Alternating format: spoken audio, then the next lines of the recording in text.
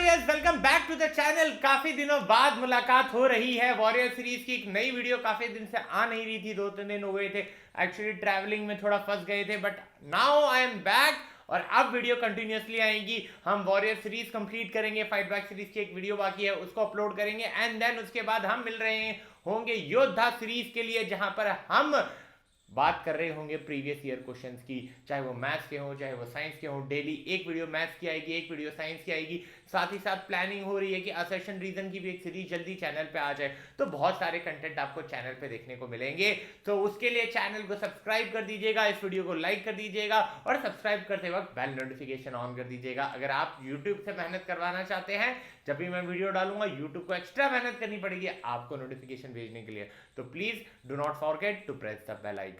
अब आज हम बात कर रहे होंगे class 10 science NCERT chapter magnetic effect of electric current के बारे में। देखिए, अगर इस चैप्टर के या बाकी किसी भी चैप्टर के इस सीरीज में आपको नोट्स चाहिए या प्रैक्टिस शीट चाहिए, तो आपको कमेंट सेक्शन में एक बार लिख देना है नोट्स और टेलीग्राम चैनल ज्वाइन कर लेना है, वहां पर आपको नोट्स जरूर से मिल जाएंगे।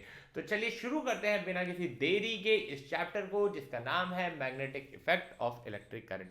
सबसे पहले इस वर्ड का मतलब समझते हैं यार। ये magnetic effect of electric current, ये कहना क्या चाह रहा है, ये चीज कहनी क्या चाह रहा है। देखो, magnetic effect of electric current का मतलब है कि ये एक फिनोमेना है कि अगर एक वायर है ना, उसमें इलेक्ट्रिक करंट पास हो रहा है, यानी कि एक करंट कैरिंग इलेक्ट्रिक वायर है, तो वो क्या जनरेट करता है, वो अपने अराउंड उसका जो स्पेस होता है, उसके आसपास का जो एरिया होता है, उसके अराउंड क्या प्रोड्यूस करता है, मैग्नेटिक फील्ड को प्रोड्यूस करता है। तो वापस से मैं समझाता हूं कि अगर एक करंट कैरिंग वायर है, तो वो अपने आसपास के एरिया में क्या प्रोड्यूस कर रहा होगा, एक मैग्नेटिक फील्ड को प्रोड्यूस कर रहा होगा। और ये चीज जो है क्या दर्शा रही है कि इलेक्ट्रिसिटी जो है वो मैग्नेटिज्म को प्रोड्यूस करती है ना, कि अगर कभी भी करंट कैरिंग कोई इलेक्ट्रिक वायर होगा, तो उसके आसपास का एरिया जहां पर होगा वहां पर क्या जनरेट हो रहा होगा, मैग्नेटिक फील्ड जो है वो उत्पन्न हो रहा होगा। अब इसको एक एक्सपेरिमेंट से समझते हैं।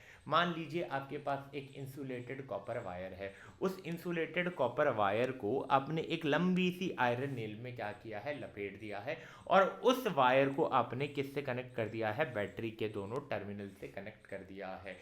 जहां पर आपने छोटे छोटे कुछ आयरन नेल्स भी रखे हैं। अब होगा क्या, जैसे ही आपने दोनों टर्मिनल्स को वायर से कनेक्ट कर दिया है, अब आप देखेंगे कि ये जो सर्किट है ये कंप्लीट हो गया है। अब जैसे ही सर्किट कंप्लीट हो गया है, करंट फ्लो करेगा, करंट फ्लो करेगा तो मैग्नेटिक फील्ड प्रोड्यूस करेगा, और ये जो आयरन नेल है, बड़ा वाला आयरन नेल, ये एक मैग्नेट की तरह बिहेव करेगा। अब जब ये मैग्नेट की तरह बिहेव करेगा, आप ऑब्जर्व करोगे कि ये जो छोटे वाले आयरन नेल हैं, ये इस बड़े से आयरन नेल से अट्रैक्ट हो जाएंगे, है ना। ये चीज हमने ऑब्जर्व की। इसके पीछे का रीजन क्या है, रीजन ये है कि जब इलेक्ट्रिक करंट पास हुआ वायर से, तो उसने एक मैग्नेटिक फील्ड प्रोड्यूस की, जिसके कारण आयरन नेल जो है मैग्नेट बन गया, और उसने जो छोटे छोटे आयरन के पीसेस थे, यानी कि छोटे छोटे जो आयरन के नेल्स थे, उनको क्या किया, अपनी तरफ अट्रैक्ट कर लिया। अब यहां पर एक बहुत ही इंपॉर्टेंट ध्यान देने वाली बात क्या है कि मान लीजिए एक स्ट्रेट करंट कैरिंग वायर है, जैसे कि भाई अगर आपने वो देखा होगा ना, पानी गर्म करने के लिए कॉइल्स आती हैं, उसमें जो इलेक्ट्रिकल वायर है ना, उसमें जो वायर है, जो कनेक्टिंग केबल है, वो आयरन ऑब्जेक्ट को कनेक्ट नहीं, अट्रैक्ट नहीं करेगा, है ना। मान लीजिए कोई इलेक्ट्रिकल अप्लायंसेस है, उसका जो कनेक्टिंग वायर होता है, वो connecting wire as a magnet behave नहीं कर रहा होगा, उसमें भी इलेक्ट्रिक करंट पास हो रहा है, वो भी मैग्नेटिक फील्ड प्रोड्यूस करेगा, बट वो आयरन के ऑब्जेक्ट्स को अट्रैक्ट नहीं करेगा। इसके पीछे का रीजन क्या है, तो मैग्नेटिक फील्ड जहां से प्रोड्यूस हो रहा है वो काफी वीक है। ये चीज आप समझ रहे हो कि उस केस में जो मैग्नेटिक फील्ड प्रोड्यूस हो रहा है वो काफी वीक है। ये चीज क्लियर है। अब बार बार एक शब्द का प्रयोग हो रहा है कि मैग्नेटिक फील्ड, मैग्नेटिक फील्ड क्या होता है, मैग्नेटिक फील्ड, मैग्नेटिक फील्ड जो है एक मैग्नेट के अराउंड ऐसा स्पेस होता है जहां पर आप फोर्स एक्सपीरियंस कर रहे होते हो। एक वापस से समझो कि मैग्नेटिक फील्ड एक मैग्नेट के अराउंड वो एरिया जहां पर फोर्स को एक्सपीरियंस किया जाता है। इस मैग्नेटिक फील्ड के पास दोनों ही चीजें होती हैं, मैग्नीट्यूड भी होता है और डायरेक्शन भी होता है। कक्षा 11वीं में आप समझेंगे कि इन्हें वेक्टर क्वांटिटी कहा जाता है। क्या होता है वो इन डिटेल कक्षा 11वीं में समझेंगे। अभी के लिए इतना समझना जरूरी होगा आपके लिए कि इनके पास डायरेक्शन भी होता है और मैग्नीट्यूड भी होता है। अब जो डायरेक्शन होता है मैग्नेटिक फील्ड का किसी भी पॉइंट पे, वो हम किस तरीके से आइडेंटिफाई कर सकते हैं। मान लीजिए एक हाइपोथेटिकल नॉर्थ पोल हमने रख दिया है मैग्नेटिक फील्ड में, उस हाइपोथेटिकल नॉर्थ पोल के ऊपर जो रिजल्टेंट फोर्स लग रहा होगा वो क्या होगा, मैग्नेटिक फील्ड का उस पॉइंट पे डायरेक्शन बता रहा होगा। पहली चीज, नॉर्थ पोल अकेला मिलता नहीं है, इसलिए मैंने वर्ड यूज किया है हाइपोथेटिकल, कि मैग्नेटिक फील्ड में अगर आपने एक हाइपोथेटिकल नॉर्थ पोल रख दिया है, उस नॉर्थ पोल के ऊपर जो फोर्सेस एक्ट कर रहे होंगे उसका जब आप रिजल्टेंट लेंगे, उस रिजल्टेंट की जो डायरेक्शन होगी वही उस पॉइंट पे मैग्नेटिक फील्ड की भी डायरेक्शन होगी। क्या ये चीज क्लियर है? क्या ये चीज क्लियर है? चलिए, अगर ये चीज क्लियर है तो आगे बात करते हैं। मान लीजिए कंपास निडल है, कंपास निडल किस में हेल्प करता है, डायरेक्शन पता करने के लिए हेल्प करता है। अब ये जो कंपास निडल है ये भी एक स्मॉल बार मैग्नेट की तरह एक्ट करता है ना। इसके जो एंड पॉइंट होते हैं आपको नॉर्थ पोल और साउथ पोल बताते हैं, है ना। जो पॉइंट इसका नॉर्थ की तरफ, जो पॉइंट इसका नॉर्थ की तरफ आपको अंदेशा दे रहा होगा उसे नॉर्थ सीकिंग पोल कहेंगे, और जो पॉइंट कर रहा होगा साउथ की तरफ उसे क्या बोलेंगे, साउथ सीकिंग पोल। इसके दो एंड होंगे, एक एंड नॉर्थ की तरफ पॉइंट करेगा, एक एंड साउथ की तरफ पॉइंट करेगा। नॉर्थ की तरफ पॉइंट करने वाले को नॉर्थ सीकिंग पोल बोलेंगे, साउथ की तरफ पॉइंट करने वाले को साउथ सीकिंग पोल बोलेंगे। क्या ये चीज क्लियर है कि कंपास में यहाँ पर दो चीजें हो जाएंगी, एक नॉर्थ सीकिंग पोल होगा और एक साउथ सीकिंग पोल होगा। क्या ये चीज क्लियर है? अगर मैग्नेटिक फील्ड आपको समझ में आ रहा है कि किसी भी मैग्नेट के अराउंड का वो स्पेस जहां पर मैग्नेटिक फोर्स एक्सपीरियंस किया जाए उसे मैग्नेटिक फील्ड कहा जाता है। तो अब हम चर्चा को आगे बढ़ाएंगे और अब बात कर रहे होंगे मैग्नेटिक फील्ड लाइंस की। यानी कि अगर आपको मैग्नेटिक फील्ड को रिप्रेजेंट करना है तो आप किस तरीके से करेंगे, मैग्नेटिक फील्ड लाइन की मदद से कर रहे होंगे। अब ये मैग्नेटिक फील्ड लाइन होता क्या है, अगेन आपने एक हाइपोथेटिकल नॉर्थ पोल ले लिया है, उस हाइपोथेटिकल नॉर्थ पोल को आपने मैग्नेटिक फील्ड में रख दिया है। अब जैसे ही आप उसे मैग्नेटिक फील्ड में रखोगे वो एक फोर्स एक्सपीरियंस कर रहा होगा, और अगर आपने उस हाइपोथेटिकल नॉर्थ पोल को फ्रीली मूव करने का वो जो पाथ दे दिया है, तो जो पाथ वो ट्रेस कर रहा होगा उसे आप क्या बोलोगे, मैग्नेटिक फील्ड लाइन।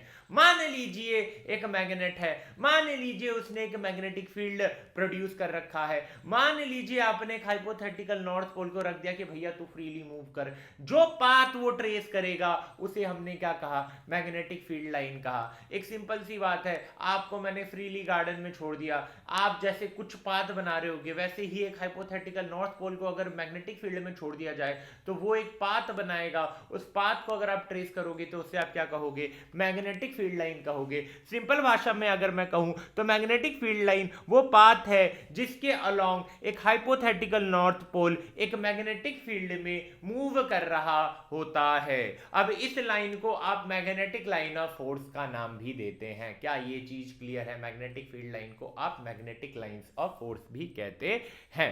इसके बाद जो डायरेक्शन होती है मैग्नेटिक फील्ड लाइन की वो क्या इंडिकेट कर रही होती है, वो इंडिकेट कर रही होती है फोर्स का, डायरेक्शन ऑफ फोर्स की। एक हाइपोथेटिकल नॉर्थ पोल को अगर हमने रख दिया तो उसके ऊपर फोर्स की क्या डायरेक्शन होगी वो कौन इंडिकेट कर रहा है, मैग्नेटिक फील्ड लाइन इंडिकेट कर रहा है। ये थोड़ी देर पहले भी बताया, वापस से बता रहा हूं, इंपॉर्टेंट पॉइंट है, दिमाग में बैठा लो, है ना। अब मैग्नेटिक फील्ड लाइन स्टार्ट कहां से होती है भैया, नॉर्थ पोल, एक मैग्नेट का नॉर्थ पोल होता है, साउथ पोल होता है, नॉर्थ पोल से स्टार्ट होगा, साउथ पोल पे खत्म होगा। बट अगर मैग्नेट के अंदर की कहानी बोलेंगे तो वो स्वैप हो जाएगा। अगर मैग्नेट के अंदर की बात करेंगे तो ये जो लाइन है ये साउथ पोल से नॉर्थ पोल जा रहा होगा, है ना, ये साउथ पोल से नॉर्थ पोल जा रहा होगा और एक क्लोज लूप बन रहा होगा। ये चीज याद रखनी है, अभी कैरेक्टरिस्टिक में पढ़ेंगे कि मैग्नेटिक फील्ड लाइन हमेशा क्लोज लूप बनाती है ना। मैग्नेट के बाहर ये नॉर्थ से साउथ जा रहा है, मैग्नेट के अंदर ये साउथ से नॉर्थ आ रहा है ताकि एक क्लोज लूप कंप्लीट हो जाए। अब मान लीजिए आपने एक स्मॉल कंपास को मैग्नेटिक फील्ड लाइन में मूव किया है तो जो उसकी नीडल होगी वो टेंजेंशियली अलाइन होगी हर एक पॉइंट पे, है ना। जो उसकी उसकी निडल होगी उस लाइन से टेंजेंशियली अलाइन कर रही होगी। क्या ये चीज क्लियर है ना? मैग्नेटिक फील्ड लाइन क्या अब आपको धीरे धीरे समझ में आ रही है? अब बात कर लेते हैं इसकी कैरेक्टरिस्टिक की। पहली चीज तो हमने कही कि भैया जो मैग्नेटिक फील्ड लाइन है ये नॉर्थ पोल से ओरिजिनेट करती है ना? ये कहाँ से ओरिजिनेट करती है? नॉर्थ पोल से ओरिजिनेट करती है। और ये कहाँ पर जा रही होती है? ये साउथ पोल पे जा रही होती है। क्या ये चीज क्लियर है कि अगर मैं मैग्नेट की बाहर बात करूंगा तो ये जो मैग्नेटिक फील्ड लाइन है ये नॉर्थ पोल से निकलती है और साउथ पोल तक जाती है। और अगर मैग्नेट के अंदर की बात की जाए तो साउथ पोल से ये कहां पर आते हैं? साउथ पोल से ये नॉर्थ पोल पे आते हैं और एक क्लोज लूप बन रहा होता है। अब दूसरी चीज हम बात करेंगे कि अगर मैग्नेटिक फील्ड लाइन पास पास है ना, उनके बीच की जो डिस्टेंस है वो कम है तो भैया स्ट्रेंथ ज्यादा होगी, है ना? अगर उनके बीच की डिस्टेंस कम है उनकी स्ट्रेंथ ज्यादा, जितना मैग्नेटिक फील्ड लाइन क्लोजर होंगे उतनी ज्यादा उनकी स्ट्रेंथ होगी। यहाँ पे एक चीज आपको समझनी होगी कि जो मैग्नेटिक फील्ड लाइन है वो, अगर आप पोल्स की बात करेंगे, जो मैग्नेट का पोल्स होता है वहां पर ये क्या होते हैं? वहां पर ये काफी नजदीक होते हैं और वो क्या इंडिकेट कर रहा होता है कि यहाँ पर एक स्ट्रॉन्ग मैग्नेटिक फील्ड लाइन है। क्या ये चीज क्लियर है? क्या ये चीज क्लियर है कि अगर मैग्नेटिक फील्ड लाइन पास पास होंगे स्ट्रेंथ ज्यादा होगी। पोल्स के पास आप ऑब्जर्व करेंगे जो मैग्नेटिक फील्ड लाइन है वो पास होते हैं। अब अभी बताया गया था कि अगर मैग्नेटिक फील्ड लाइन पास पास होंगे उसका क्या मतलब है? उसका ये मतलब है कि जो मैग्नेटिक फील्ड लाइन की स्ट्रेंथ होगी वो ज्यादा होगी उस टाइम पे, है ना? क्या ये चीज क्लियर है? तो इससे ये भी अंदेशा हो जाएगा कि अगर मैग्नेटिक फील्ड लाइन दूर दूर रहेंगी तो उसकी स्ट्रेंथ जो है वो कम हो जाएगी, पास पास रहेंगे तो स्ट्रेंथ जो है वो बढ़ जाएंगी। क्या ये चीज क्लियर है? दूसरी एक कैरेक्टरिस्टिक ये होती है कि मैग्नेटिक फील्ड लाइन कभी एक दूसरे को क्रॉस नहीं करेंगे। मैग्नेटिक फील्ड लाइन कभी भी क्रॉस नहीं करेंगे क्योंकि मैंने हमेशा कहा है कि भैया रिजल्टेंट फोर्स की एक ही डायरेक्शन होगी। मान लीजिए मैग्नेटिक फील्ड लाइन ने एक दूसरे को क्रॉस किया तो भैया अब जब वो क्रॉस कर रहे हैं तो इस पॉइंट पे जहां पर वो क्रॉस करेंगे वहां पे जो रिजल्टेंट फोर्स की डायरेक्शन होगी वो दो होगी, एक इधर एक इधर, है ना? और जो कि पॉसिबल नहीं होता क्योंकि हमने ये कहा था मैग्नेटिक फील्ड लाइन पे एक पॉइंट पे रिजल्टेंट फोर्स की एक ही डायरेक्शन होगी। मान लीजिए क्रॉस कर रहे हैं, उस पॉइंट पे रिजल्टेंट फोर्स की कितनी डायरेक्शन हो जाएगी? उस पॉइंट पे रिजल्टेंट फोर्स की जो डायरेक्शन होगी वो एक से ज्यादा हो जाएगी जो कि पॉसिबल नहीं है। तो इसका क्या अंदेशा निकाल सकते हैं? इससे क्या हम समझ सकते हैं? इससे ये चीज समझी जा सकती है कि भैया मैग्नेटिक फील्ड लाइन कभी भी एक दूसरे को इंटरसेक्ट नहीं करते। क्या ये पॉइंट क्लियर है? चलिए अगर ये पॉइंट क्लियर है तो आगे बात करते हैं फोर्स के डायरेक्शन की। ये अभी भी क्लियर हुआ होगा थोड़ी देर पहले भी, और जस्ट अभी इस पॉइंट से पहले भी डिस्कस किया था कि अगर मान लीजिए आपको डायरेक्शन बतानी है मैग्नेटिक फील्ड की किसी भी पॉइंट पे तो आप किससे इंडिकेट कर सकते हो? मैग्नेटिक फील्ड लाइन की डायरेक्शन से इंडिकेट कर सकते हो। क्या ये चीज क्लियर है? चलिए, तो जो लाइन है वो हमेशा नॉर्थ पोल से साउथ पोल जा रही होती है और मैग्नेट के अंदर कहानी उल्टी होती है। ये चीज हम डिस्कस कर चुके हैं। चलिए, अब एक और चीज मैंने बताई थी कि ये हमेशा क्लोज लूप बनाती है। जो मैग्नेटिक फील्ड लाइन होगी वो हमेशा क्लोज लूप बनाएगी, यानी कि उनका कभी भी कोई स्टार्टिंग पॉइंट नहीं होगा, कोई एंडिंग पॉइंट नहीं होगा। वो हमेशा एक सर्कुलर पाथ में एक पोल से दूसरे पोल पे कंटिन्यू कर रहे होंगे, है ना? क्लोज लूप क्यों बनाते हैं? क्योंकि भैया कोई स्टार्टिंग पॉइंट नहीं है, कोई एंडिंग पॉइंट नहीं है ना, एक क्लोज लूप है, बस सर्कुलर पाथ फॉलो कर रहे हैं। तो ये सारी जो कैरेक्टरिस्टिक्स हैं ये आपको पता होनी चाहिए। यहाँ से 1 मार्क्स का कोई 1 मार्कर क्वेश्चन बन सकता है। अब बात करेंगे सेपरेट टॉपिक के बारे में, यानी कि एक अगर straight current carrying conducting wire है ना, थोड़ा बड़ा हो जाता है, straight current carrying conducting wire है तो वो अपने अराउंड मैग्नेटिक फील्ड को प्रोड्यूस करता है। उसको देखते हैं कि वो कैसी होती है, कैसी मैग्नेटिक फील्ड लाइन को प्रोड्यूस कर रहा होता है। मान लीजिए इलेक्ट्रिक करंट जो है वो एक स्ट्रेट वायर से फ्लो कर रहा है। अब जब मान लीजिए एक वायर से करंट फ्लो कर रहा होगा, यानी कि ऑफकोर्स सी बात है वो मैग्नेटिक फील्ड को क्या करेगा? प्रोड्यूस करेगा। अब जो मैग्नेटिक फील्ड लाइंस है इस केस में कॉन्सेंट्रिक सर्कल बनाती है। ये वायर है तो अब मान लीजिए ये एक वायर है, इसमें करंट कैरी हो रहा है, ठीक है, करंट को कंडक्ट कर रहा है ये, तो इसके अराउंड क्या होगा? मैग्नेटिक फील्ड प्रोड्यूस होगा। अब मैग्नेटिक फील्ड लाइन इस केस में कैसे होंगी? ऐसे कॉन्सेंट्रिक सर्कल बना रही होगी। कॉन्सेंट्रिक सर्कल क्या होता है उस पर थोड़ा सा ध्यान दीजिएगा कि मान लीजिए एक सेंटर पॉइंट है, उस सेंटर पॉइंट से आपने अलग अलग रेडियस के क्या ड्रॉ कर दिए? अलग अलग रेडियस के सर्कल ड्रॉ कर दिए। मान लीजिए यहां मैंने 2 सर्कल ड्रॉ किए हैं। अब आप देखेंगे कि इन दोनों का जो सेंटर पॉइंट है, इन दोनों का जो सेंटर पॉइंट है वो सेम है बट रेडियस अलग अलग है। ठीक उसी प्रकार से कि भैया ये एक करंट कैरिंग वायर है तो ये वो सेंटर हो जाएगा, इसके अराउंड क्या रहेंगे, मैग्नेटिक फील्ड लाइंस रहेंगी कॉन्सेंट्रिक सर्कल्स के फॉर्म में। क्या ये चीज क्लियर है? अब मान लीजिए करंट दो तरीके से फ्लो करेगा, या तो अपवर्ड डायरेक्शन में या तो डाउनवर्ड डायरेक्शन में। अगर अपवर्ड डायरेक्शन में, अगर वो अपवर्ड डायरेक्शन में फ्लो कर रहा होगा तो उस केस में भैया करंट जो है, मैग्नेटिक फील्ड लाइन जो है इस तरीके से फ्लो कर रहा होगा, और अगर डाउनवर्ड डायरेक्शन में है तो उस केस में वो इस तरीके से फ्लो कर रहा होगा। एक चीज समझिए कि अपवर्ड डायरेक्शन में अगर करंट फ्लो कर रहा है, magnetic field line anti clockwise होगी, और डाउनवर्ड डायरेक्शन में अगर करंट फ्लो कर रहा है तो magnetic field line clockwise direction में होगी। ये जो अभी चीज मैंने बताई कि ये वायर है, आपने अपने हाथ को ऐसे रखा तो आपका जो थंब है वो आपका करंट की डायरेक्शन बता रहा होगा, और ये आपकी जो फिंगर्स है ये मैग्नेटिक फील्ड लाइन की डायरेक्शन बता रहा है। अब एक चीज आप समझिए कि ये आपका वायर है, ये आपका वायर है, ये आपने इसको इस तरीके से होल्ड किया है, थंब का डायरेक्शन अपवर्ड है, यानी कि इलेक्ट्रिक करंट का डायरेक्शन भी अपवर्ड रहेगा। अब मेरी फिंगर्स को जब मैं ऐसे कर रहा हूं, है ना, रोल कर रहा हूं, तो ये एंटी क्लॉकवाइज डायरेक्शन में मूव कर रहा है। इसका क्या मतलब है कि अगर एक वायर में करंट अपसाइड डायरेक्शन में जा रहा है, अपर डायरेक्शन में जा रहा है, उस केस में magnetic field line anti clockwise direction में क्या कर रही होगी, मूव कर रही होंगी। अब मान लीजिए करंट की डायरेक्शन रिवर्स कर दी तो मैग्नेटिक फील्ड लाइन कैसे प्रोड्यूस होंगी, क्लॉकवाइज। क्या ये चीज क्लियर है? इस रूल को आपने क्या बोला, इस रूल को आपने क्या कहा, इस रूल को आपने Maxwell right hand thumb rule का नाम दिया गया। इस रूल को आपने क्या नाम दिया गया, Maxwell right hand thumb rule. चलिए एक बार पिक्चर भी देख लेते हैं। मान लीजिए ये रहा, ये स्ट्रेट करंट कैरिंग वायर है। अब ये वायर जो है, ये वायर क्या कर रहा है, इस पे करंट फ्लो कर रहा है। करंट फ्लो करेगा, यहाँ पे आप देख सकते हैं इसने कॉन्सेंट्रिक सर्कल्स के फॉर्म में मैग्नेटिक फील्ड लाइन को प्रोड्यूस कर दिया है या जनरेट कर दिया है।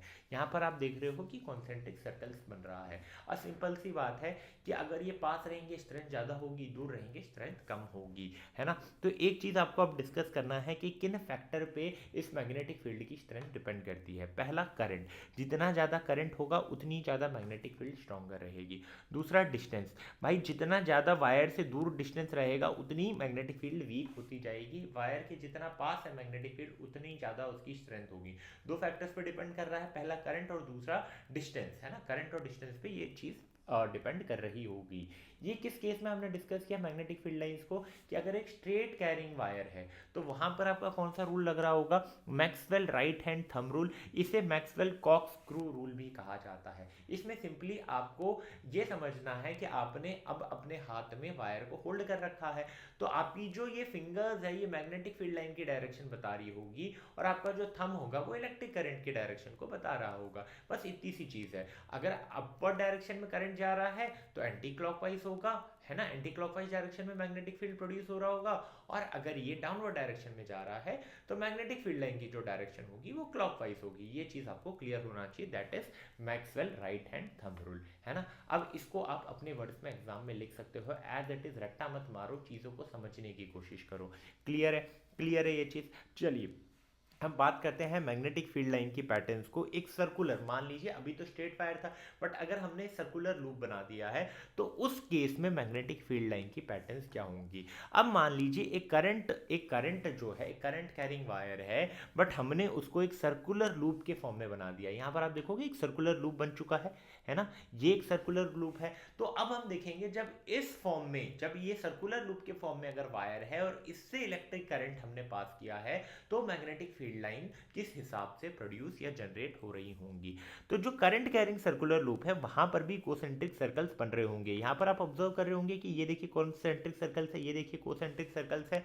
बट अगर मैं सेंटर की बात करूं, इस लूप का जो सेंटर है वहां पर जो मैग्नेटिक फील्ड लाइंस है वो स्ट्रेट लाइंस है ना, और काफी ज्यादा कंसंट्रेटेड है। यहां आप देखोगे जैसे जैसे आप पास आते जाओगे सेंटर के, यहाँ पे आपको स्ट्रेट लाइन देखने को मिलेगी और ये काफी ज्यादा कंसंट्रेट होती है, यानी कि वहां पर स्ट्रेंथ भी जो है वो ज्यादा होता है। क्या ये चीज क्लियर है? ये आप देखेंगे क्लोज लूप्ड है ना, क्लोज सर्कुलर लूप है। उस केस में यहाँ कोसेंट्रिक सर्कल्स बन रहे हैं, ये चीज़ क्लियर है। और सेंटर पे जाते जाते लाइंस जो है ज़्यादा कंसंट्रेट होती है और स्ट्रेट लाइन बन रही होती है, यानी कि वहाँ पर स्ट्रेंथ ज़्यादा होगा।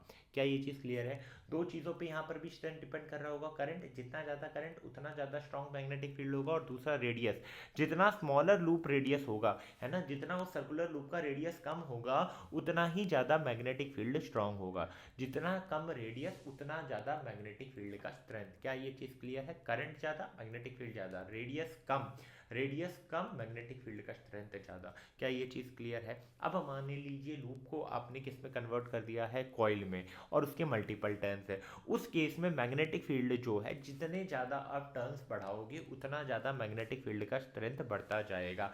तो यहाँ पर एक चीज़ आपको क्लियर हो गई होगी कि मैग्नेटिक फील्ड की स्ट्रेंथ तीन चीज़ों पर डिपेंड कर रही होगी। करंट के directly proportional, number of turns के डायरेक्टली प्रोपोर्शनल, एंड रेडियस के इनवर्सली प्रोपोर्शनल। कि भैया आप रेडियस को अगर बढ़ा देते हो तो उस केस में स्ट्रेंथ जो है वो कम हो जाती है। क्या ये चीज़ क्लियर है? अगर ये चीज़ क्लियर है तो अब हम डिस्कस कर रहे होंगे सोलेनोइड के बारे में।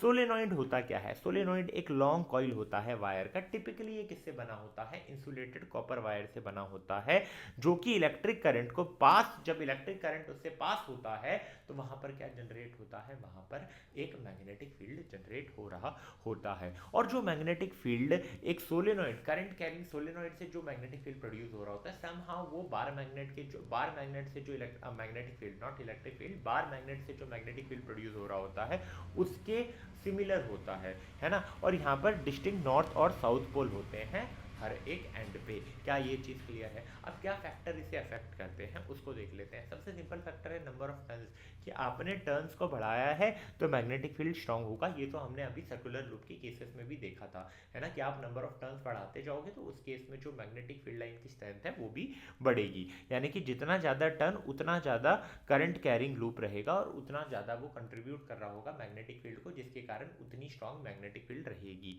करंट, जितना ज़्यादा करंट फ्लो कर रहा होगा, है ना, जितना ज़्यादा सोलेनोइड से करंट फ्लो करेगा उतनी ही स्ट्रॉन्गर मैग्नेटिक फील्ड होगी, है ना। और जितना कम आपका करंट होगा उतना ही कम आपका क्या होगा? स्ट्रेंथ होगा मैग्नेटिक फील्ड का। और नेक्स्ट क्या है? मटेरियल, है ना। कोर मटेरियल किसका है? जो कोर मटेरियल है काफ़ी ज़्यादा इंपॉर्टेंट एस्पेक्ट होता है उसका। मान लीजिए आपने सॉफ्ट आयरन यूज़ किया है, तो सॉफ्ट आयरन को अगर आपने कोर में यूज़ किया है तो वो काफ़ी ज़्यादा स्ट्रॉन्ग मैग्नेटिक फील्ड प्रोड्यूस कर रहा होगा एज कंपेयर कि आपने कोई दूसरा ऑब्जेक्ट यूज़ किया है। यानी कि जो कोर में आप मटेरियल यूज़ करते हो वो भी काफ़ी डिपेंड करता है कि किस हिसाब का स्ट्रेंथ होगा आपका मैग्नेटिक फील्ड का। क्या ये चीज़ क्लियर है? तो तीन चीज़ों पर डिपेंड कर रहा था यहाँ पर। पहले किस पर डिपेंड कर रहा था? पहले number of turns per depend कर रहा था, फिर हमने देखा इलेक्ट्रिक करंट पर डिपेंड कर रहा था, और फिर हमने देखा कोर मटेरियल पर डिपेंड कर रहा था कि आपने सॉफ्ट आयरन यूज़ किया है तो ज़्यादा स्ट्रेंथ होगी, और कोई दूसरा मटेरियल यूज़ किया है तो कंपैरेटिवली स्ट्रेंथ जो होगी वो कम होगी। इसके बाद अपन बात करते हैं इलेक्ट्रोमैग्नेट की। देखिए, एक सोलेनोइड के अंदर जो मैग्नेटिक फील्ड होती है वो इतनी कैपेबल होती है, इतनी स्ट्रांग होती है कि वो एक मैग्नेटिक मटेरियल को मैग्नेटाइज कर लेगा। मान लीजिए आपने एक सॉफ्ट आयरन को रखा है तो वो उसको मैग्नेटाइज कर लेगा, और इस तरीके से जो मैग्नेट बनता है उन्हें इलेक्ट्रोमैग्नेट कहा जाता है। और सोलेनोइड को आमतौर पे यूज़ किया जाता है कि आप इलेक्ट्रोमैग्नेट को प्रोड्यूस कर सके, है ना। तो इलेक्ट्रोमैग्नेट आपको समझ में आ रहा होगा कि क्या होता है। इसके बाद अब बात करेंगे फोर्स एक करंट कैरिंग कंडक्टर के ऊपर लग रहा होगा। देखिए ये चीज़ हमें पता है कि एक करंट कैरिंग वायर होगा, है ना, एक current carrying wire magnetic field produce कर रहा होगा।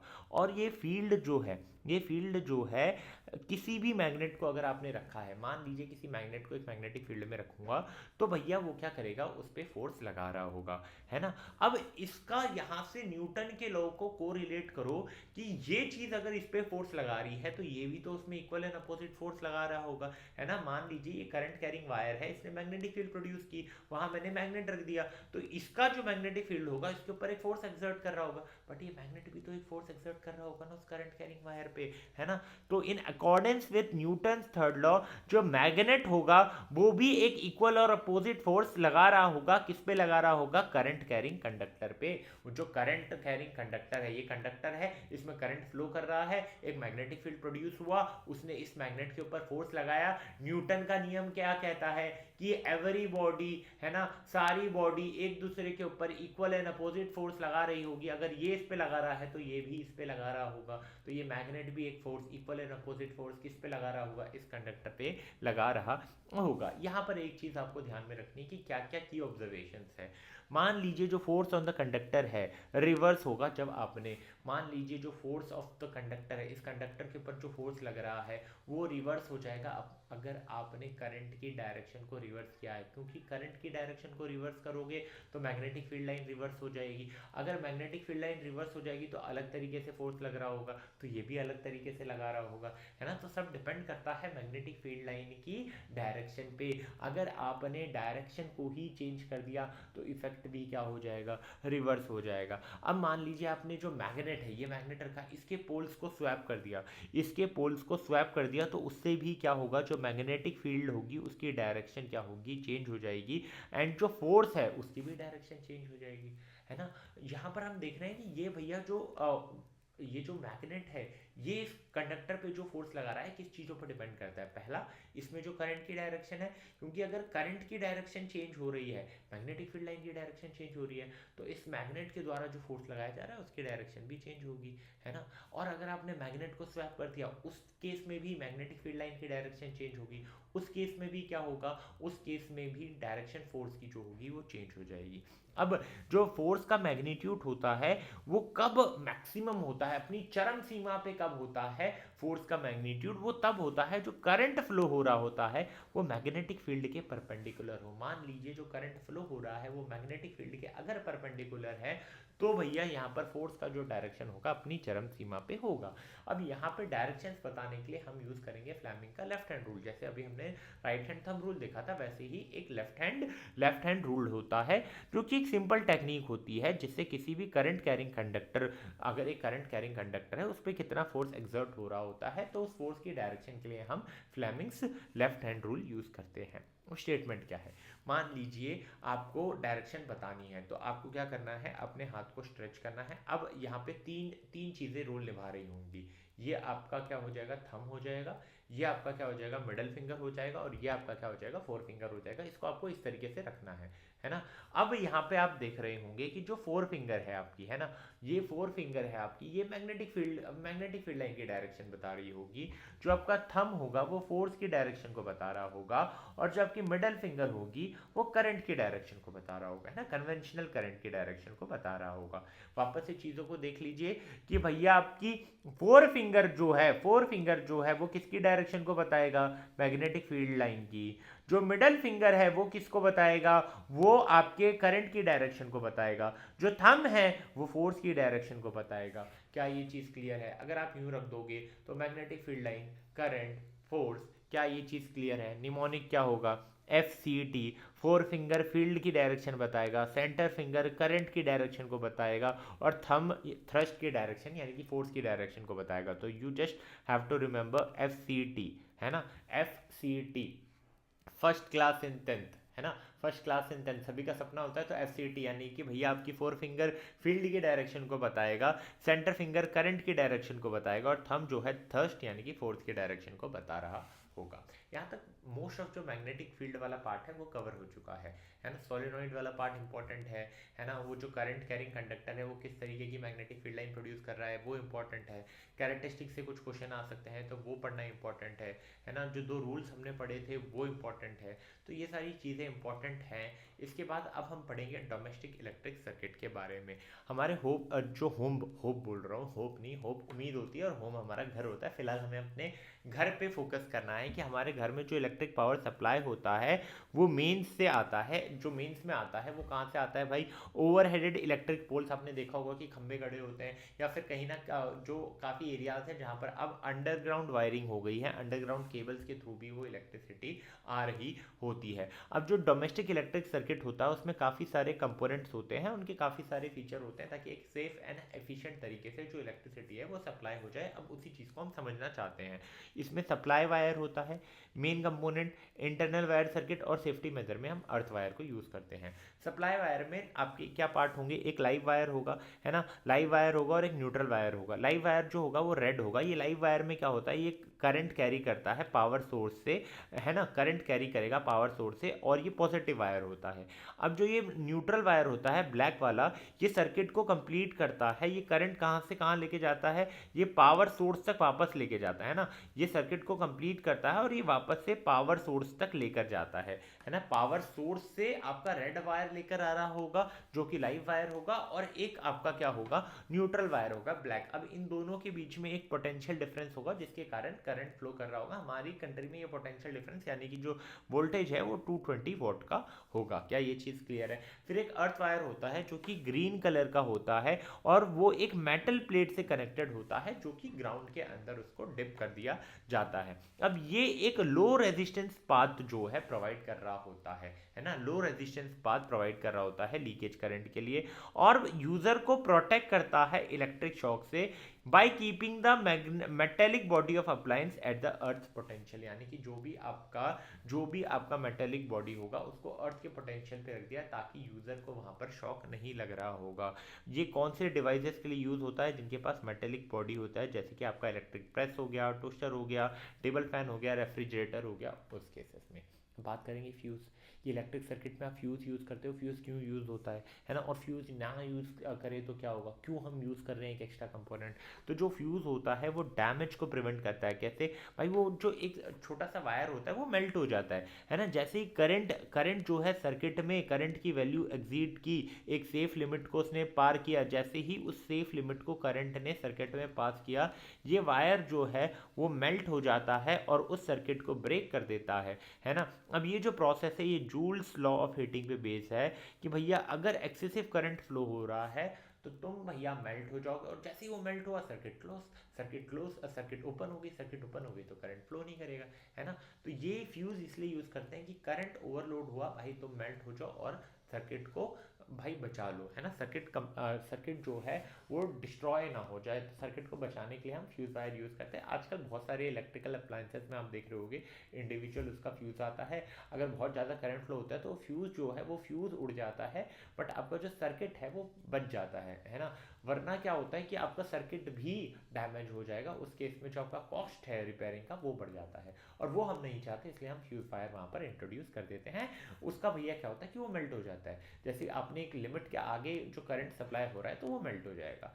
अब मुझे लगता है कि यहाँ तक मैग्नेटिक फील्ड लाइन वाला जो चैप्टर है वो आपको क्लियर होगा। मैग्नेटिज्म से मैंने आपको छुटकारा दिला दिया है। अगर वीडियो पसंद आ रही है तो यार वीडियो के नीचे कमेंट कर दीजिएगा नाइस वीडियो, और जो भी आपके थॉट्स हैं ना, बहुत कमेंट्स आ रहे हैं, सारे कमेंट्स के रिप्लाई ऑन द टाइम दिए जा रहे हैं। काफ़ी लोगों को कुछ शंका है, कुछ चीज़ों पे रहता है कि हाँ ये ऐसा ले लिया है, ये नाम ले लिया है। जो भी आपके थॉट्स है आप कमेंट सेक्शन में एक्सप्रेस कर सकते हो, whether it is positive whether it is negative, you are welcome. आप अपने थॉट्स को वहां पर एक्सप्रेस कीजिए, हम वहां कम्युनिकेट करेंगे। और मैं ये चाहता हूं कि ये जो कमेंट्स में हम लोग डिस्कशन कर रहे हैं ये आपको हेल्प करे। मेरा सिर्फ मोटिव इतना सा है कि भैया ये आपको आपकी 10वीं की जर्नी में हेल्प करे, है ना। इसीलिए ये वीडियोस बनाई जा रही हैं, ठीक है। और कोई मोटिव नहीं है, सिर्फ इतना सा मोटिव है कि आपको आपकी 10वीं के जर्नी में मैं हेल्प करना चाहता हूं, तो ये मेरे साइड का कंट्रीब्यूशन है। If you like the video please hit the like button, और ये चैनल को सब्सक्राइब कर लीजिएगा। टेलीग्राम चैनल का लिंक डिस्क्रिप्शन से मिल जाएगा, उसको ज्वाइन कर लीजिएगा। एंड अगर आपको अपने बचे हुए 20-25 दिन, क्योंकि मैं समझता हूँ कुछ स्कूल्स में प्री बोर्ड हो गए होंगे, कुछ स्कूल्स में प्री बोर्ड अभी तक नहीं हुए हैं, फर्स्ट प्री बोर्ड की मैं बात कर रहा हूँ, क्योंकि कुछ स्कूल में एक ही प्री बोर्ड होने वाला है, कुछ स्कूल्स में 2 प्री बोर्ड होने वाले हैं। जिनमें 2 होने वाले हैं उनका पहला हो चुका होगा, जिनमें 1 होने वाला है वो probably first week of January में स्टार्ट हो जाएगा। तो लगभग 15 से 20 दिन का समय बाकी होगा। उन 15 से 20 दिन में आपको क्या क्या करना है, क्या क्या नहीं करना है, एक पूरा शेड्यूल मैंने बना दिया है। वो अगर आपको चाहिए वो भी टेलीग्राम चैनल पे मिलेगा, इसलिए टेलीग्राम चैनल ज्वाइन करना काफ़ी ज़्यादा ज़रूरी है। Please do not forget to join the Telegram channel, है ना। उम्मीद करता हूँ आपको वीडियो पसंद आ रही होगी। फिर मिलेंगे नेक्स्ट वीडियो में, जो कि होगा इस फाइट बैक सीरीज का आखिरी, इस वॉरियर सीरीज का, सॉरी फाइट बैक सीरीज तो मैथ्स की थी, इस वॉरियर सीरीज का आखिरी वीडियो। तो उम्मीद करता हूँ हम वहाँ मिल रहे होंगे, तब तक के लिए keep learning keep growing, Tata.